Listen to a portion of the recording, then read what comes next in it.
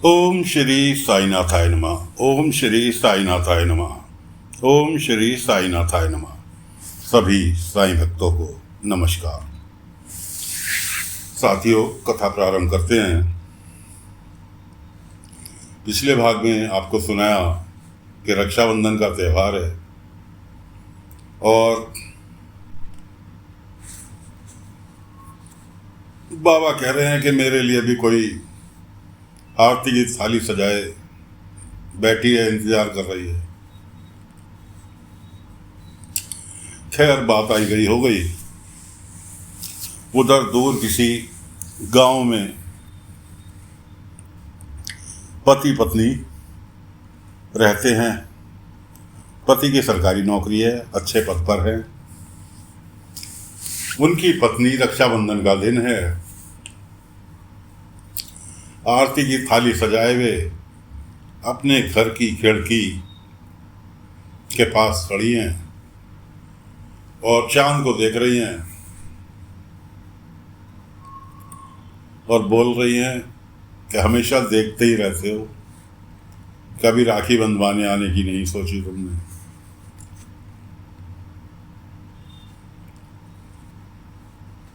खैर, थाली लाके पूजा गृह के पास रख देती हैं और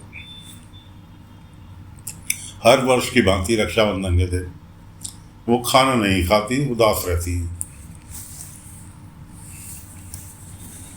खैर, जैसे तैसे करके शाम को खाने के वक्त उनके पति ने उन्हें जबरदस्ती खाना खिलाया। दोनों पति पत्नी लेट गए, निद्रावस्था में आ गए। इधर बाबा ने तात्या और केशव को भेजा कि कुछ मिट्टी के दीपक लेकर आओ। अब बाबा से ये तो पूछने की किसी में हिम्मत ही नहीं थी कि साईं क्यों, कि साईं ने जो कहा वो पत्थर की लकीर है।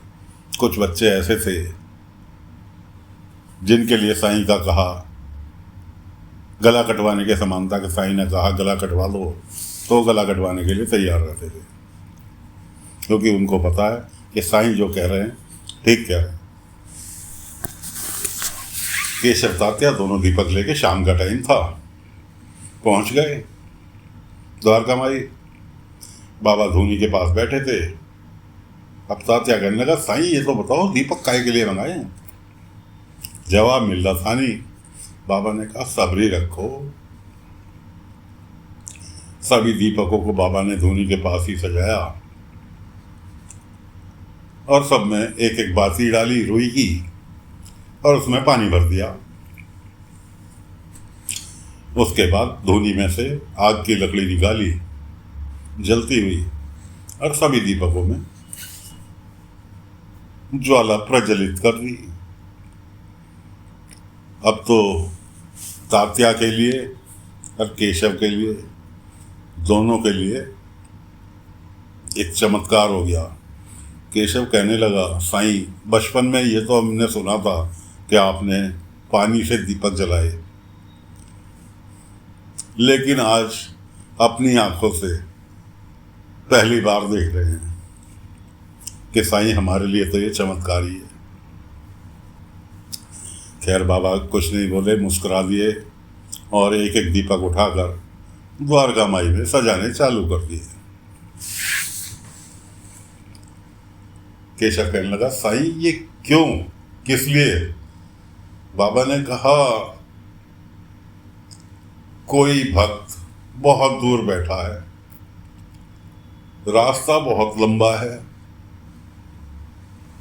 अब रास्ता दिखाने के लिए दीपक की रोशनी तो जरूरी है ना, ताकि रास्ता आसान हो जाए। खैर, ना तो तात्या के समझ में आनी थी बात और ना ही केशव के समझ में आनी थी।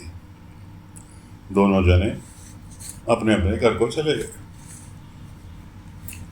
उधर जो महिला इंतजार कर रही थी, जिसके भाई नहीं था, उदास थी, उन्हें आहट हुई तो झांकने के लिए घर के बाहर खिड़की से बाहर झांकने के लिए गई तो एक फकीर बाबा हर दीपक में पानी डाल डाल के दीपक जला रहे थे।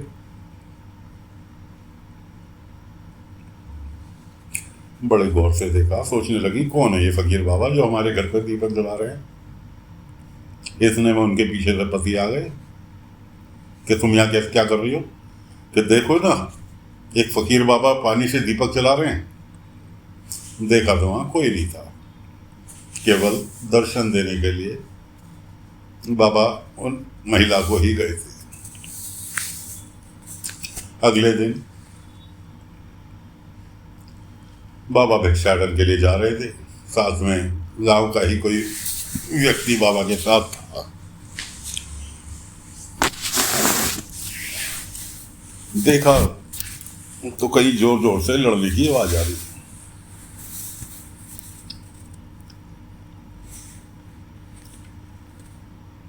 व्यक्ति कहने लगा, साईं देखो कहीं इधर से लड़ने की आवाज आ रही है, चल के देखते हैं।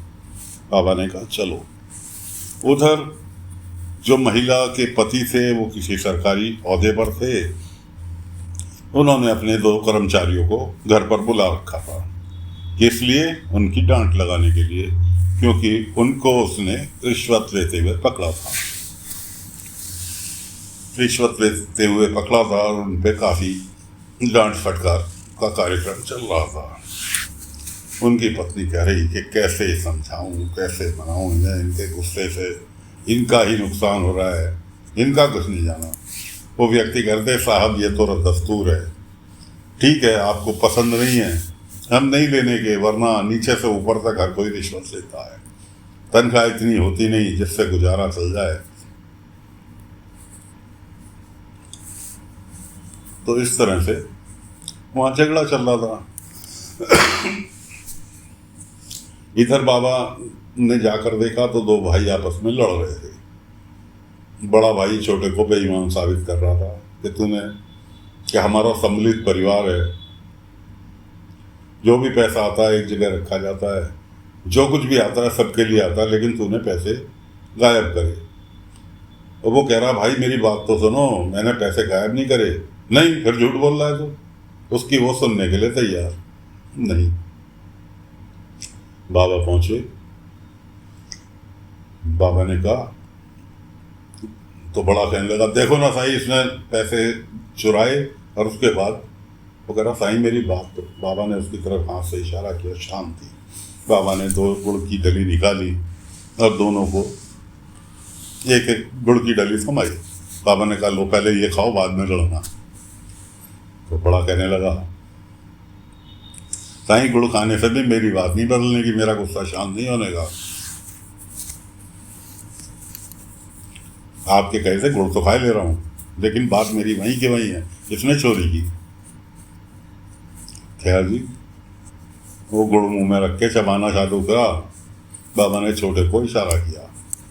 छोटा कहने लगा, भाई मेरी बात सुनो, आप बाहर गए हुए थे, बहनी की तबीयत यानी भाभी की तबीयत खराब थी, मैंने गले में से पैसे लिए और उनके दवा के वैद्य के इलाज के चक्कर में खर्च हुए, और सोचा आप खाते में लिख दूंगा, लेकिन उनकी बीमारी के चक्कर से मैं लिख नहीं पाया, इसलिए वो पैसे उसमें शॉर्ट है। अब उसकी समझ में आया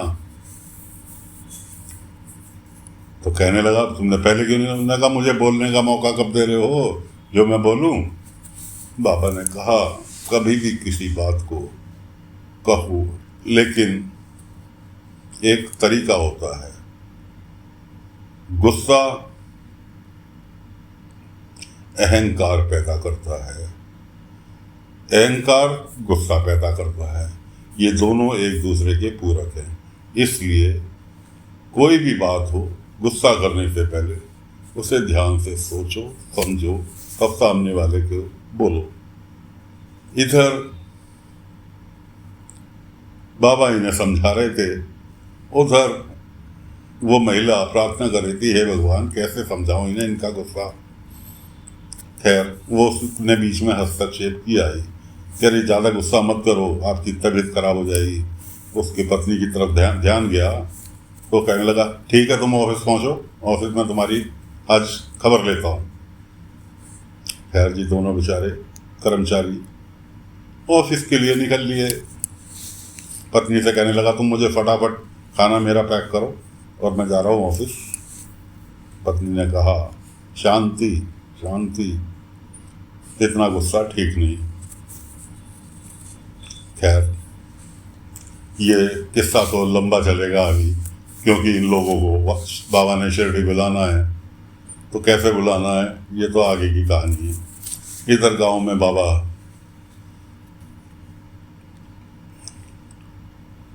घूम रहे थे। उधर किसी गांव में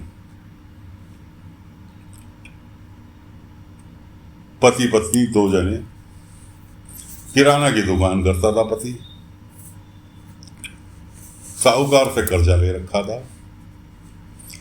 एक बूढ़े बुजुर्ग व्यक्ति आए, माई कुछ खाने को दे दे।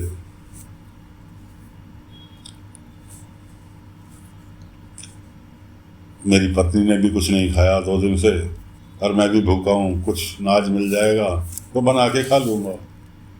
पत्नी कहने लगी, ठीक है बाबा, रुको, मैं भी आई। पत्नी गई, अंदर से थोड़े से चावल थाली में रख के लाई, बाबा को दे दिए। बाबा चुपचाप चले गए। इधर उसके पति ने देखा, ये क्या किया तुमने? अरे थोड़े से चावल ही तो दिए हैं, बेचारा भूखा था 2 दिन से, इसलिए थोड़े से चावल दे दिए। चावल फ्री के आते हैं?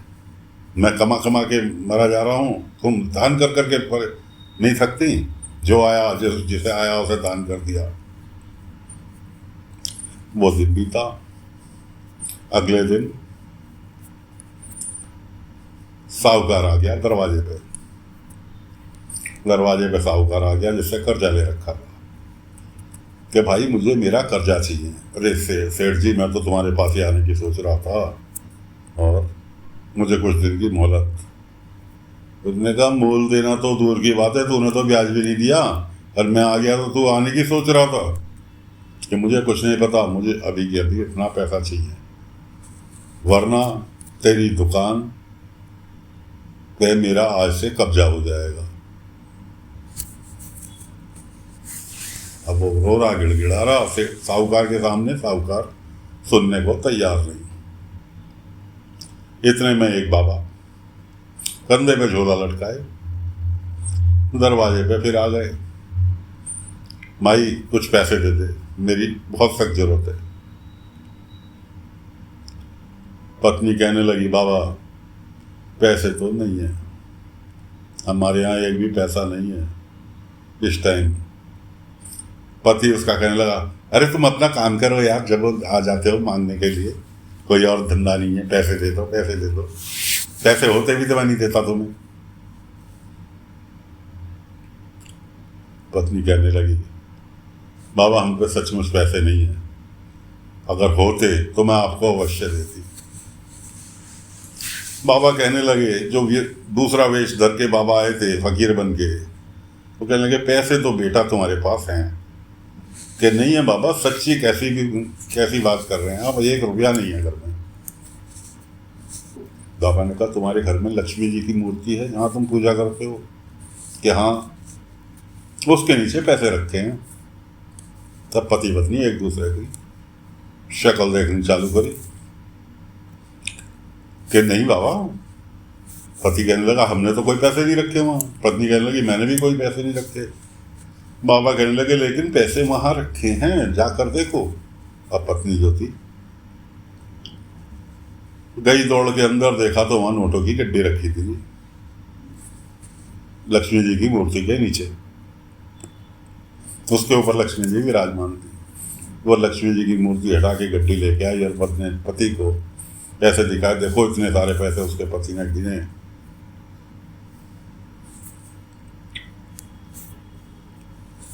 वो कहने लगा, पति कहने लगा उसका, इससे तो हमारे सारे कर्जे उतर जाएंगे, उसके बाद भी पैसे भी बच जाएंगे।